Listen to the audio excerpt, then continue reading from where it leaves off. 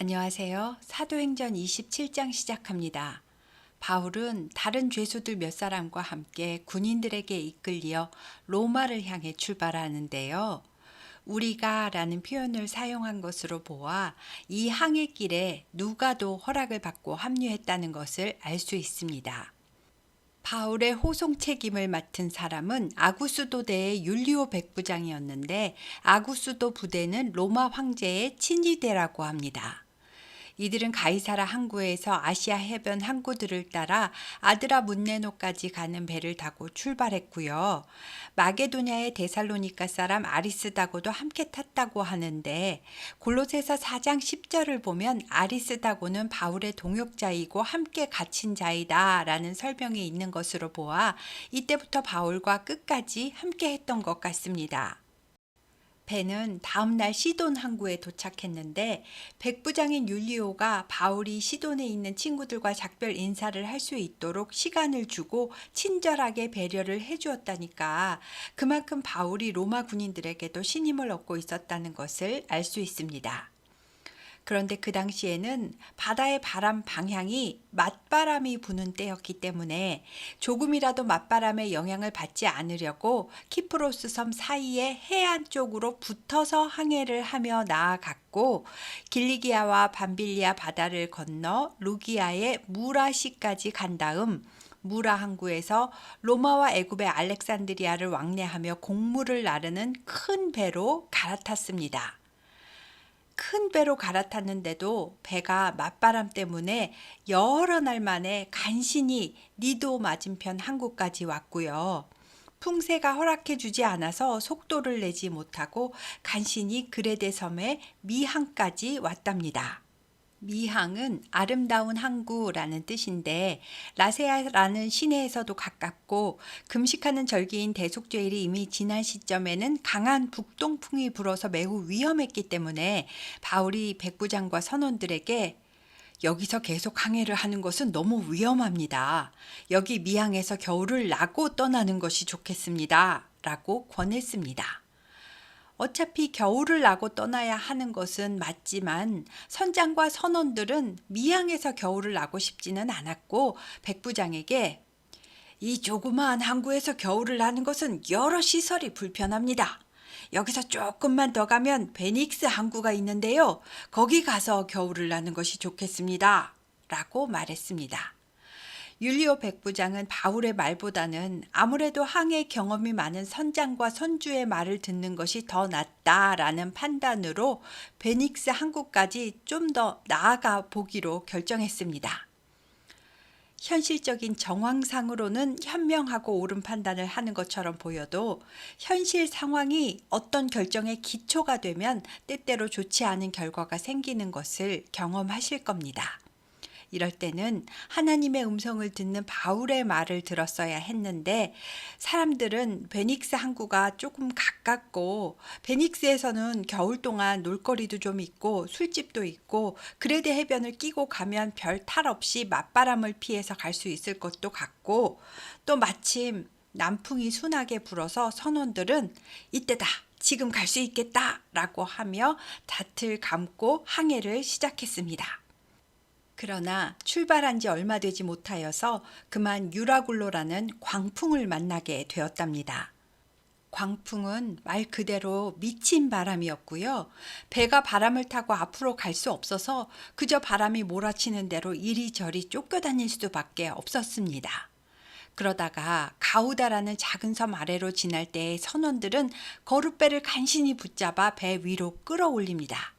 거룻배는 구명보트 같은 작은 배를 말하는데요. 이 거룻배를 끌어올려서 밧줄을 가지고 선체에 둘러 감아 고정시켰습니다.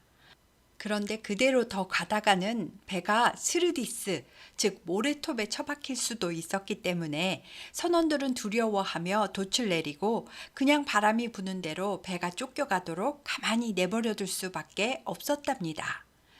이렇게 힘들게 하루가 지났는데 파도는 더욱 높아집니다. 그래서 선원들은 배를 가볍게 하기 위해서 짐들을 바다에 버렸습니다. 그러나 풍랑은 잦아들지 않았고 사흘째 되는 날에는 배에 있는 꼭 필요한 것들 외에는 모든 기구들까지 버렸습니다. 어떻게든 바다 위에 떠 있어야만 살 수가 있기 때문입니다.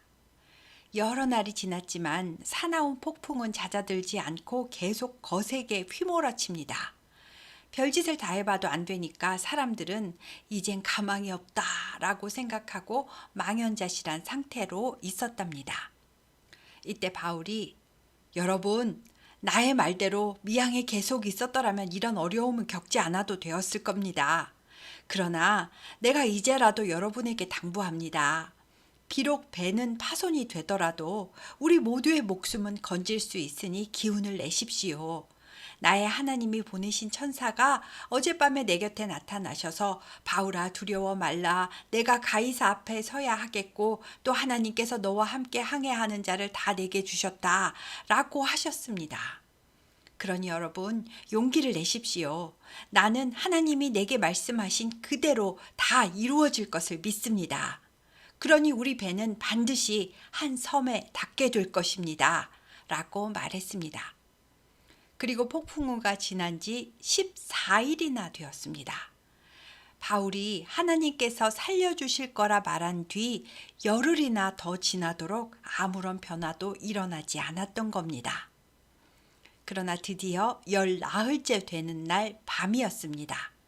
자정쯤에 사공들이 배가 어느 육지에 가까워지는 것 같다라는 짐작을 하고 물 깊이를 재어봅니다. 처음에는 20길이쯤 되다가 조금 가보니 15길이쯤 되는 것을 보고 수심이 낮아지고 있음을 알아챈 선원들은 암초에 걸릴까봐 거기서 고물로 단 4개를 내리고 날이 밝아지기를 기다렸습니다. 고물은 배의 뒷부분이고요. 이물은 배의 앞부분을 말하는데 배의 뒷부분에다 배가 더 밀려가지 않도록 4개의 닻을 달아 내렸다는 뜻입니다. 그리고 사공들은 여차하면 자기들만 도망가서 살려고 이물, 그러니까 배의 앞부분에 가서도 닻을 내리는 척 하면서 묶어놓았던 거룻배를 가만히 바다에 내려놓았습니다. 이것을 눈치챈 바울이 백부장과 군인들에게 이 선원들이 도망쳐 버린다면 당신들은 구원을 얻지 못할 겁니다. 라고 말했습니다. 선원들이 배를 운행해야 하고 또 나중에 로마까지도 가야 하니까 선원들이 지금 도망을 가면 안 된다는 말입니다. 바울의 말을 들은 군인들은 거룻줄을 끊어 거룻배를 바다에 떼어버려 아무도 도망가지 못하게 했습니다. 날이 밝아올 때에 새벽에 바울이 사람들에게 음식을 먹도록 권합니다. 지금까지 14흘 동안 풍랑 때문에 먹지도 못하고 자지도 못하고 완전히 지쳐 있었기 때문에 사람들은 제대로 걸을 힘조차 없었을 겁니다. 바울이 여러분 음식을 먹고 힘을 내십시오. 우리 중 아무도 다치지 않고 머리카락 하나도 잃지 않을 겁니다. 라고 말하면서 떡을 가져다가 모든 사람 앞에서 하나님께 축사하고 나눠주었더니 사람들이 다 안심하고 받아 먹더랍니다. 배에 있는 사람의 수는 전부 276명이었다는데요. 다 배부르게 먹은 다음 마지막 남은 식량과 로마에 도착해서 납품해야 할 밀도 바다에 버려서 배를 가볍게 했습니다. 그리고 어느 섬인지는 모르지만 저 앞에 희미하게 보이는 항만으로 배를 움직여 보려고 합니다. 먼저 닻을 끊어 바다에 버리는 동시에 키를 풀어 배의 방향을 잡고 또 동시에 돛을 달아 바람의 방향을 맞추면서 해안을 향해 조심스럽게 나아갑니다. 만약 실패하면 이제 먹을 식량도 없으니 굶어 죽든지 바다에 빠져 죽든지 둘 중에 하나인 상황입니다. 그러니 여기서 배가 섬으로 순조롭게 안착을 한다면 참 은혜롭고 좋았을 것 같은데요. 섬을 향해 천천히 가다가 그만 두 물이 합쳐지는 곳을 만나고 말았답니다. 아마도 육지로부터 내려오는 물과 바닷물이 합쳐지는 곳인 것 같은데요. 물이 합쳐지면 소용돌이가 일어나고 바닥에는 군데군데 흙과 모래가 쌓이게 될 겁니다. 설상가상으로 배는 모래톱에 얹혀버렸고 배의 앞부분은 모래 속에 처박혀 움직이질 않습니다. 그리고 배의 뒷부분은 심한 파도로 인해서 깨어지기 시작했습니다. 배가 파손되니까 이제 더 이상 배 안에 있을 수도 없습니다. 군인들은 죄수들이 혹시 헤엄을 쳐서 도망을 치면 나중에 놓쳐버린 죄수의 목숨값을 자신들이 치루어야 했기 때문에 아예 지금 죄수들을 먼저 죽여버리자고 백부장에게 말했습니다. 하지만 백부장 율리오는 바울을 살리고 싶어서 병사들의 계획을 말렸답니다. 그리고 수영을 할 줄 아는 사람들은 먼저 물에 뛰어들어 해안으로 헤엄치도록 나아가도록 했고, 수영을 못하는 사람들은 배에 있는 널빤지나 물에 뜨는 아무거라도 붙잡고 해안 쪽으로 물장구를 치며 나아가라고 지시했습니다.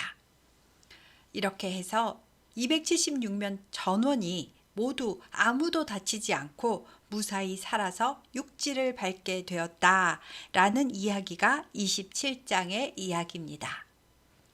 다음은 마지막 장인 28장입니다. 배에서 살아난 사람들이 구조된 섬은 멜리데라는 섬이었습니다. 멜리데는 지금 몰타 공화국이라는 섬이고요. 서울의 반 정도 크기밖에 안 되는 아주 작은 섬입니다. 멜리데 섬 주민들은 겨우 살아난 사람들을 동정하여 불을 피워주고 먹을 것도 주며 영접해 주었습니다. 그때는 초겨울이어서 겨울비가 부슬부슬 내리는 날씨였고, 바다에서 헤엄쳐 겨우 살아나온 사람들은 추워서 바들바들 떨었을 겁니다. 그래서 다들 불을 쬐면서 언 몸을 녹이고 있는 상황이었을 테고, 바울은 불을 좀 더 피우려고 나무 한 묶음을 들어 불 속에 던져 넣었습니다. 그런데 나무단 속에서 겨울잠을 자던 뱀이 갑자기 불에 던져지니까 뜨거워서 튀어올랐고 그만 바울의 손을 콱 물어버렸답니다. 뱀이 바울의 손에 이빨을 받고 매달려 있는 것을 본 원주민들은 진실로 이 사람은 살인한 죄라다. 바다에서는 구조를 받았으나 공의가 그를 살지 못하게 함이로다 라고 말하더랍니다. 멜리데 섬의 주신은 뱀을 형상화한 오베스라는 뱀신이었기 때문에 우리 신이 바울을 물었으니 바울을 우리 신이 심판한 것이다 라고 말했던 것입니다. 온몸으로 독이 퍼지면 이제 죽어야 하는데 바울은 자기 손에 달린 뱀을 불 속으로 툭 떨어버렸습니다. 원주민들은 바울의 몸이 퉁퉁 부으면서 쓰러질 것으로 생각하고 쳐다보고 있었지만 오래 기다려도 바울은 아무런 해를 당하지 않았고 멀쩡하게 있는 겁니다. 이 모습을 본 원주민들이 이제는 우리 공의의 신 디케가 독사의 신 오베스를 통하여 바울이 신이라는 것을 나타내셨다 라고 하며 바울을 신이라고 생각하더랍니다. 또 멜리데 섬의 가장 높은 사람은 보블리오라는 사람이었는데요. 이 사람은 배에서 구조된 많은 사람들을 자신이 소유한 땅에 머물 수 있도록 배려하고 친절하게 영접했다고 합니다. 그런데 그 보블리오의 아버지가 열병과 이질에 걸려 누워있는 것을 바울이 보고 들어가서 기도해주고 안수해주어 그 병을 낫게 해주었습니다. 멜리데 섬에서 가장 높은 사람 아버지의 병을 고쳐주었으니까요. 멜리데 섬 주민들은 바울에게 더욱더 친절하게 대하고 그 섬에 사는 다른 병자들도 바울에게 데려와서 병을 고침받았습니다. 그리고 파손된 배 수리도 도와주고 겨울을 나고 떠날 때에는 식량과 여러 가지 쓸 것도 배에 실어 주었답니다. 멜리데 섬에서 석 달 동안 머물면서 겨울을 보낸 후 276명은 다시 알렉산드리아 배를 타고 로마를 향해 출발합니다. 그 알렉산드리아 배의 머리 장식은 디오구스로라는 제우스의 쌍둥이 아들 형상이었다는데 디오스쿠로이라고도 하는 이 디오구스로는 폭풍 속에서 나타나 도움을 준다는 뱃사람들의 수호신이었답니다. 뱃머리에 장식까지 있는 이 배는 아마도 당시에 모든 사람들이 다 알고 있었던 아주 크고 유명한 배였기 때문에 이 이야기의 사실성을 나타내기 위해서 누가가 첨부 설명으로 기록해 놓은 것 같습니다. 배는 멜리데를 출발해서 수라구사 항구에 되었고 3일을 바람의 방향을 보고 있다가 거기서 또 레기온까지 가서 또 하루를 기다렸다가 남풍이 불 때 또 출발해서 보디올 항구까지 도착했습니다. 그런데 보디올 항구에서는 믿음의 형제들을 만나게 되었고 그들의 청함을 받아 보디올에서 일주일을 함께 머물렀답니다. 바울은 죄수였기 때문에 이 말은 믿음의 형제들이 배에 타고 있었던 276명도 다 함께 접대했다는 뜻이기도 할 겁니다. 사실 멜리데 섬에 머물러 있는 3개월 동안 배 안에 있던 사람들은 서로 동고동락하면서 바울이 독사에 물려도 끄떡없는 것도 보았고 열병과 이질에 걸린 사람도 안수기도해서 고쳐주고 하는 모습을 보면서 그가 의지하는 하나님과 예수님 이야기가 궁금했을 겁니다. 언제 어디서나 그랬듯이 바울은 로마 군인들과 선원들과 다른 죄수들에게도 복음의 말씀을 전했을 테고 믿게 된 사람도 세례를 받는 사람도 많았을 겁니다. 그리고 하나님의 백성이 된 이 276명은 보디올에서 출발하여 드디어 로마까지 가게 되었습니다. 로마에 있는 믿음의 형제들도 바울이 온다는 소식을 듣고 아비오 광장과 트레이스 타베르네까지 마중을 나와 있었습니다.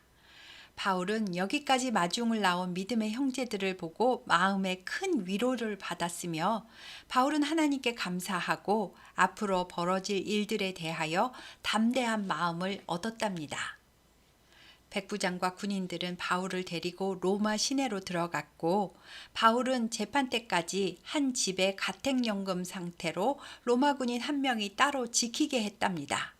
그리고 바울 옆에는 누가와 아리스다고가 있었을 겁니다. 사흘 후에 바울이 로마에 있는 유대인 중에 높은 사람들을 만나게 해달라고 부탁하여 지위가 높은 유대인들이 바울이 있는 집으로 모여왔습니다. 바울은 여러분 형제들이여 나는 이스라엘 백성으로 우리 조상의 관습을 배척한 일이 없습니다. 그런데 내가 로마인의 손에 죄수의 신분으로 여기에 온 것은 내가 죄가 있어서가 아닙니다. 로마인들은 내가 죽일 죄가 없음을 알고 석방하려고 하였으나 유대인들이 나의 석방을 반대했기 때문에 내가 마지못해서 가이사에게 상소하여 여기까지 온 것입니다. 그러니 형제 여러분은 오해가 없으시길 바랍니다. 나는 나의 민족을 로마 법정에서 고발할 마음이 전혀 없습니다. 다만 나는 여러분을 만나 함께 이야기를 나누고 싶어서 만나 뵙기를 청하였습니다. 제가 직접 찾아뵈었어야 하지만 보시는 바와 같이 내가 쇠사슬에 매인 몸이라 부득이하게 여기까지 오시라고 청하였습니다. 라고 말했습니다. 바울의 말을 들은 유대인들은 우리는 유대로부터 당신에 대한 편지를 받은 적도 없고 또 당신에 대해서 찾아와서 나쁜 말을 전하는 형제도 없었습니다. 하지만 우리도 당신이 말하는 사상이 무엇인지 듣기를 원합니다. 당신이 전하는 도가 어느 지역에 가서든지 반대를 받는 줄을 우리가 들어서 알기 때문입니다. 라고 말했습니다. 그래서 유대인들은 바울이 전하는 사상이 무엇인지 듣기 위해 자기들끼리 날짜를 정해서 바울이 구류된 집으로 많이들 찾아왔답니다. 주전 63년에 폼페이우스가 예루살렘을 점령하고 많은 유대인들을 로마로 끌고 가 노예로 삼았기 때문에 로마에도 많은 유대인들이 살고 있었고 그들끼리 유대 공동체를 이루며 살고 있었습니다. 사도 바울은 이들의 리더가 되는 사람들을 만나기를 청하여 오해가 생기지 않도록 오자마자 자신이 어떤 큰 죄가 있어서 여기 온 것도 아니고 법정에서 유대인을 고발할 목적이 있는 것도 아니다 라고 하며 나는 이스라엘의 소망인 메시아로 인해 여기에 온 것입니다 라고 말한 겁니다. 바울은 아침부터 저녁까지 강론하며 하나님의 나라를 증언하고 모세의 율법과 선지자의 말을 가지고 예수에 대하여 권했답니다. 성경 말씀을 가지고 그 안에서 복음의 말씀을 전했다는 뜻입니다. 하지만 바울의 말을 듣고 있고 믿는 사람도 있고 믿지 않는 사람들도 있어서 안 믿는 사람들이 흩어질 때에 바울이 보고 성령이 이사야 선지자를 통하여 너희 조상들에게 말씀하신 것이 옳도다. 일러스되 이 백성에게 가서 말하기를 너희가 듣기는 들어도 도무지 깨닫지 못하며 보기는 보아도 도무지 알지 못하는도다. 이 백성들의 마음이 우둔하여져서 그 귀로는 둔하게 듣고 그 눈은 감았으니 이는 눈으로 보고 귀로 듣고 마음으로 깨달아 돌아오면 내가 고쳐줄까 함이라 하였도다. 그런즉 하나님이 이 구원이 이방인에게로 보내준 줄을 알라. 이방인들은 그것을 들으리라 라고 말했답니다. 바울은 로마에서 2년 동안 가택연금 상태로 있으면서 집으로 찾아오는 모든 사람들을 다 영접하고 열심히 하나님 나라를 전파하며 주 예수 그리스도에 관한 모든 것을 담대하게 거침없이 가르쳤다라고 하며 사도행전이 모두 끝납니다. 아마도 바울과 함께 배를 타고 로마로 온 이방인들에 의해서도 복음이 온 로마로 확산되었을 것 같고요. 이들도 자기가 전도한 사람들을 바울에게로 데려와 말씀을 듣도록 했을 겁니다. 바울이 로마에 도착한 해는 주후 60년경이었을 것으로 추정하는데 당시 로마 황제는 네로였습니다. 2년 동안 가택연금 상태로 있었던 바울은 죄가 없었고 바울을 고발한 유대인들이 로마로 오지 않았기 때문에 재판 없이 그냥 풀려났다고 합니다. 가택연금 상태에서 바울이 쓴 서신서는 빌레본서, 에베소서, 골로새서, 빌립보서 이렇게 4권입니다. 풀려난 뒤에 바울은 자유롭게 다니며 복음을 전하고 곳곳에 있는 교회들을 돌아보았을 겁니다. 그런데 주후 64년 7월에 로마의 대화재 사건이 일어났고 네로 황제는 기독교인들이 불을 냈다는 누명을 씌워 기독교 지도자들을 다 잡아들였습니다. 이때 베드로도 잡혔고 바울은 아가야 지방에서 체포되어 로마로 압송되었다고 합니다. 이때는 반역죄인으로 사형이 확정되어 감옥에 갇혔기 때문에 햇빛도 들어오지 않는 지하 감옥에서 힘들게 투옥 생활을 했고 바울이 2차로 투옥되자 함께 했던 제자들도 하나둘씩 떠나가 버리고 누가만 그의 옆을 지켰던 것 같습니다. 바울이 대피를 시켜 이 시기에 쓴 서신서가 디모데전서, 디도서, 디모데후서라고 알려져 있습니다. 바울은 주후 67년에서 68년쯤에 로마에서 순교했고요. 로마 시민이었기 때문에 십자가형이 아닌 참수형으로 순교했고 베드로도 이때쯤에 십자가형으로 순교했습니다. 이렇게 박해가 심했어도 복음은 계속해서 전파되었고 로마는 결국 주후 380년쯤에 테오도시우스 1세에 의해 기독교를 국교로 선포하게 되었습니다. 그리고 로마의 복음화는 정치적, 사회적, 문화적 변화를 일으키며 전 세계로 확산되었습니다. 바울의 일생을 그냥 한 인간의 삶으로만 본다면 너무나 고단하고 비참합니다. 그렇게 충성한 결과가 60살도 되기 전에 지하 감옥에 수감되었다가 목이 잘리는 참수형인가?